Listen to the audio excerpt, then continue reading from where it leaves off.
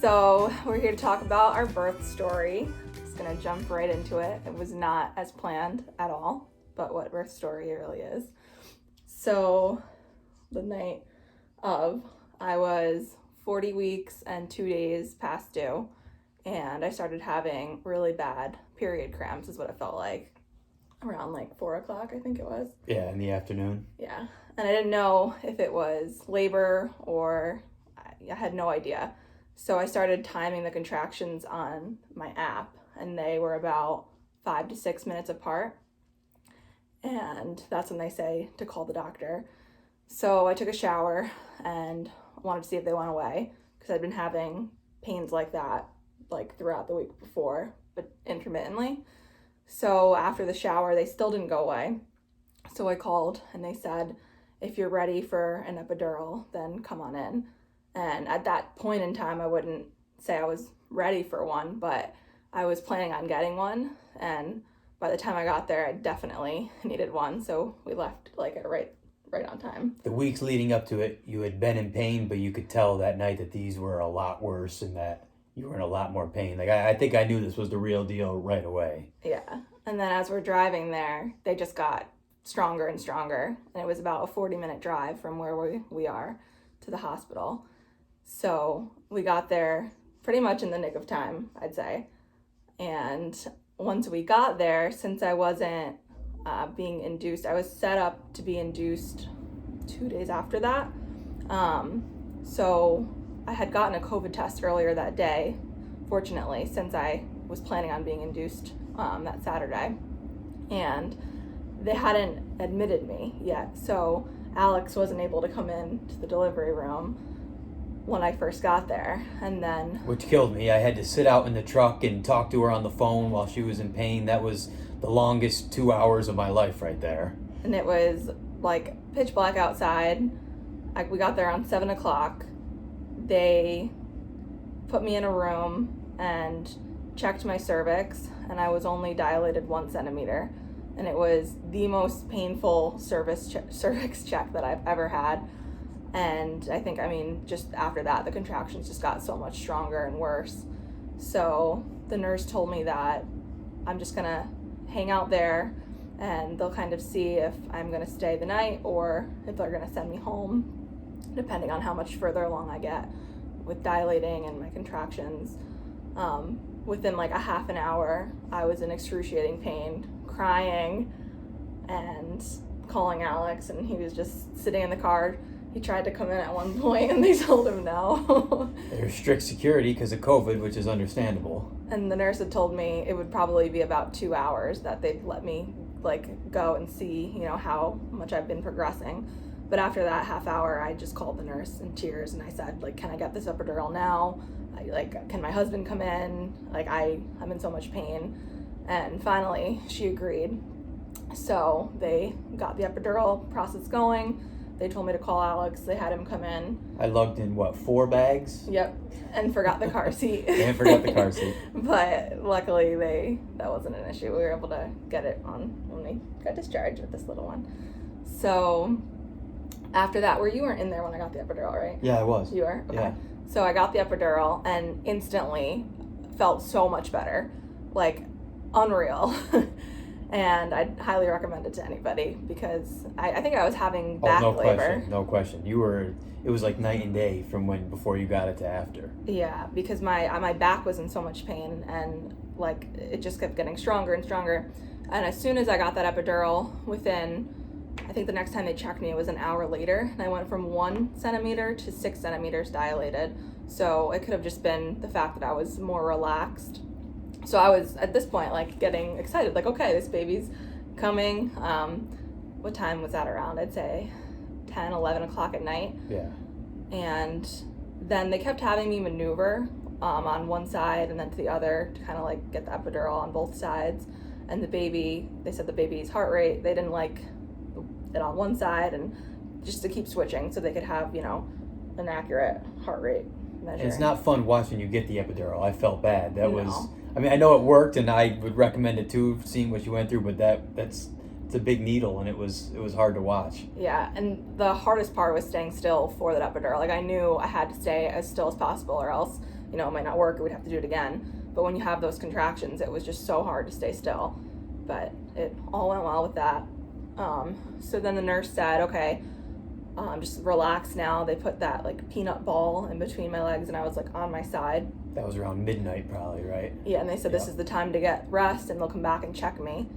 And then the next thing I knew, I don't know, probably was an hour later. Well, I laid down, and did you even take a nap? I took like a 1 hour nap, maybe. No, the time's kind of a blur to me, but two nurses and one doctor came in and right away said that they were going to break my water. So they broke my water, and instantly they saw meconium in the amniotic fluid. So that was alarming. And then they left, and they had me lay on my other side, and they were monitoring her heart rate. And about a half an hour later, they came back in and said the baby was in distress.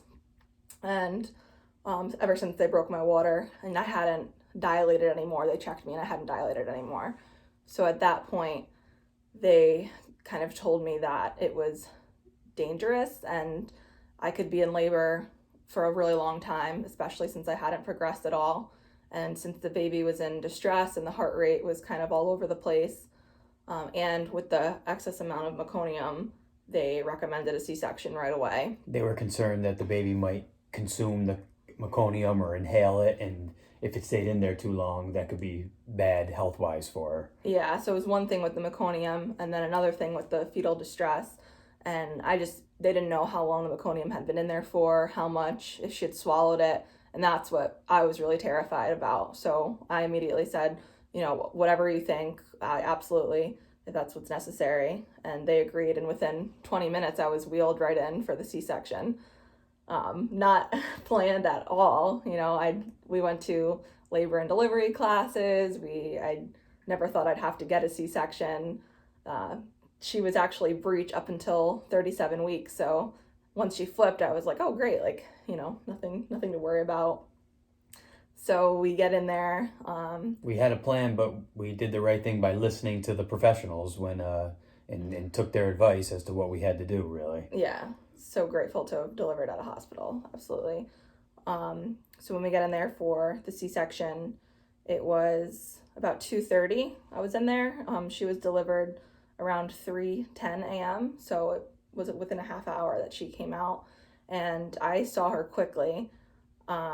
Alex was able to go near her and take some pictures, and she was absolutely covered in meconium, it was kind of scary. When really she came scary. out, she was almost like a yellowish, greenish paste. Her body was covered in it, and it was scary right away. See, she was on the table. I went over, they took the baby to a side table, and right away they started pumping the meconium out of her lungs and hitting her on the back to try to get her to cough it all up. And they later told us that right on the scene, they were able to get about 95 to 98% of it out. But it's those last 2 to 5% that they weren't able to get out, which ended up being a problem. And when they had told me about having a C-section, they said, we're gonna have NICU in there just because she might have swallowed some meconium. We don't know how much, and just to be safe, we didn't know that she would have to then go to the NICU for 2 days. So it was a lot worse than they had thought and we had known. So, I saw her for about 2 seconds. We quickly took a picture. They held her up to me. I couldn't, do skin to skin with her. I couldn't feed her. I couldn't really bond with her. And she was still covered in poop, poor thing. And then they took her away and they wheeled me into recovery. And then once we got into recovery, we thought we'd be there for an hour? That's usually what they said. Yeah, and then we ran into the next problem was her blood pressure was through the roof. So they were actually originally, the doctor came in and she was kind of in and out of it. And this was really scary. At first we were concerned about the baby being in the NICU, and we didn't have any update. We didn't know what was going on.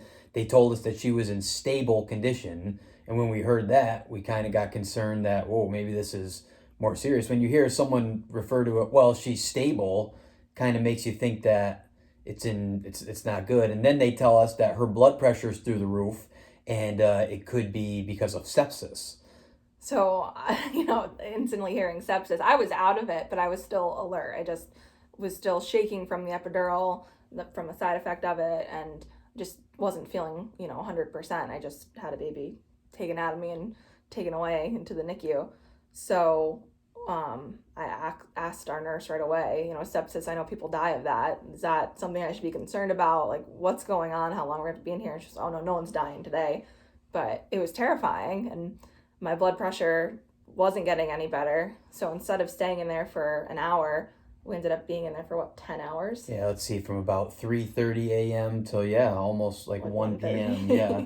So I was in recovery for 10 hours and I couldn't see her. We didn't have updates on her. I was just getting checked every hour and on around the clock with my blood pressure until it got to a point that it was low enough to go. Then Alex was able to go see the baby in the NICU. At what point? Probably around 10 or 11 a.m. So it had been about 7 hours since she'd been born. And I was so happy to get to go see her, but I also felt so bad because Kelsey wasn't able to go and see her, and she had just been through this huge ordeal, and I'm the one that gets to see her first. So I was excited to go and see her. But when I went in there, she was hooked up to every tube and gadget known to man. She had tubes going in her nostril. She had CPAP. a CPAP going in her mouth. She had they had like connections all over her to check her heart rate, and they had an IV through her belly button, and it was actually really scary seeing her. The doctors reassured us that it was all for precaution, but still, when you see your 7-hour-old baby hooked up, like she looks like she'd just been in a car accident pretty much. And I told Alex to take pictures because I wanted to see her, but then he came back and he said it's really sad. And, I didn't end up looking at them because I know it would just make me cry. And then the other, worst thing was right next to us, we had a woman who just had a C-section and was able to bring her baby in with her, was nursing her, and, we could just hear them, and they were all excited, and I just started crying because I didn't know when I'd be able to meet her and have that experience. So after I was discharged from recovery, I was able to go in and see her, and same thing, she was hooked up to all the same equipment. It was really sad. I couldn't hold her. And you were still in your hospital bed. They didn't even put you in a wheelchair. They wheeled your entire hospital bed into the NICU. Yeah, I was still really out of it too. My body had just been through a lot. So it's a major surgery. C-section's a major surgery, and I didn't quite comprehend that until I saw it so close firsthand, you going through it. Yeah, and I had no idea. No one, especially the recovery, which we'll get into, no one prepares you for it. We had no idea. And so she was born on Christmas Eve, so 3:10 in the morning on Christmas Eve. So the next day was Christmas, so she spent her Christmas in the NICU, and she was getting better. When we went in on Christmas Day, she had the CPAP removed, so that was great to see. Slowly, she was off of oxygen, so she was breathing her own oxygen. I was able to pump and bring in some colostrum, so I was happy I could give that to her. And then they let us hold her, which was so great. So at that point, we kind of had an idea. They knew that she was getting better and that she might be able to come home with us at least when we left the hospital. At first, the pediatrician said that he wasn't sure. So that was a big sigh of relief that she was going to be okay. And also, it was really sad in the NICU. We saw a lot of babies who were very early, delivered very early, and that was sad to see too. So being in the NICU is it's hard. It's emotionally and mentally hard being in there. Those professionals in there, they really did a good job when they were in there. It's like a family. They really are. Like, that's what they kept saying to us. Yeah. And it's really true. They treated us like family, and we're very thankful for them. Yeah, they took good care of her.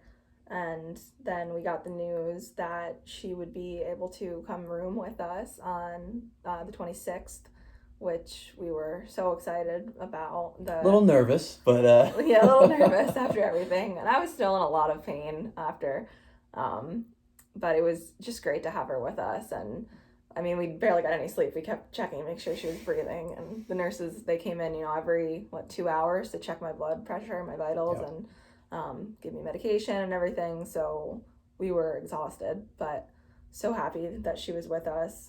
We ended up staying another night too, because we had 4 nights for the C-section.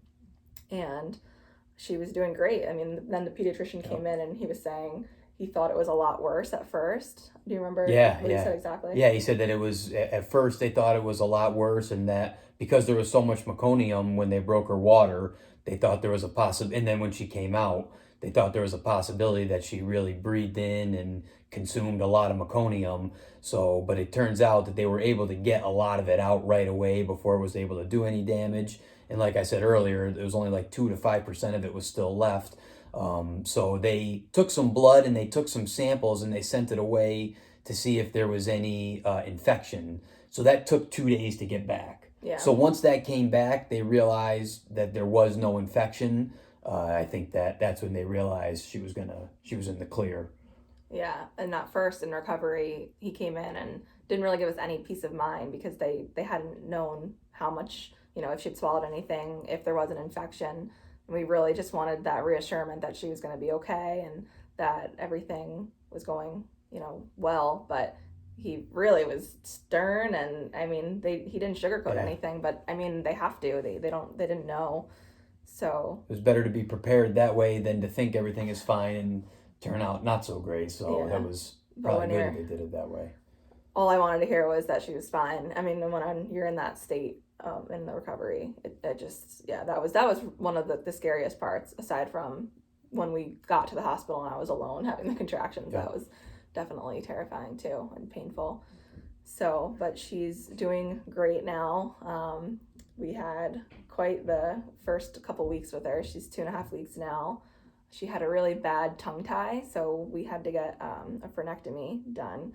But now she's able to latch. She's drinking milk from the bottle better. And they really said, she might have issues with speech if she didn't get it. So that was scary to have to get done within that first week as a newborn, and then all the hormones and just emotions of having a newborn. And then I broke out in a major rash on my hands and feet, which we think was from the blood pressure medication they sent me home on. So I had to go to the dermatologist a couple days ago, and it's getting a lot better now after they prescribed me a steroid and an ointment to take. But they did a biopsy of my hand, and I'd just been itching like crazy for like a week. And I thought it would go away. I had no idea what it was. So the biopsy should come back soon. It basically will say if it's an allergic reaction or not. But I just changed onto a different blood pressure medication. So all should be well, hopefully. And just the recovery of the C-section. I mean, my experience with that was just, no one explains to you the gas pains you'll have. I didn't understand what that was, but when they cut into you, you get a lot of air trapped in there, and it's extremely painful. And they told me any painkillers weren't really going to help with that. So they prescribed me a regimen of a few oxycodone, but that wouldn't help. They said that was more for the incision pain. And Gas-X, stool softener, Tylenol, ibuprofen, blood pressure medication, round the clock. So the first 2 weeks were just constantly reminding myself every 6 hours to take those pills. And I don't know, anything you want to add? Luckily, I've been able to be home and be able to help with the baby. Another thing was she had bad night sweats from the anesthesia working out of your body. That was another issue that you had. Yeah. She's been through hell. She's really been through hell. It's amazing what her and all women go through. And, I'm sure with a vaginal delivery, there's other things that go with that you don't know. But it's women really, really go through a lot with this. I just have a total newfound respect for her and all women who go through this, because it's quite the process. But we couldn't be, happier. She's doing great now. I'm feeling a lot better. It wasn't the delivery we expected or hoped for, but we're so blessed and so grateful to have gotten to the hospital on time, to have made that decision, to get that C-section right away. And, if we had waited until I was induced or waited longer, or I went into, labor and waited a couple hours to try and deliver vaginally, who knows what would have happened. But this is little Natalie. She is doing great now. She's so cute. Got a full head of hair. Yeah. And that's about it. That's our story.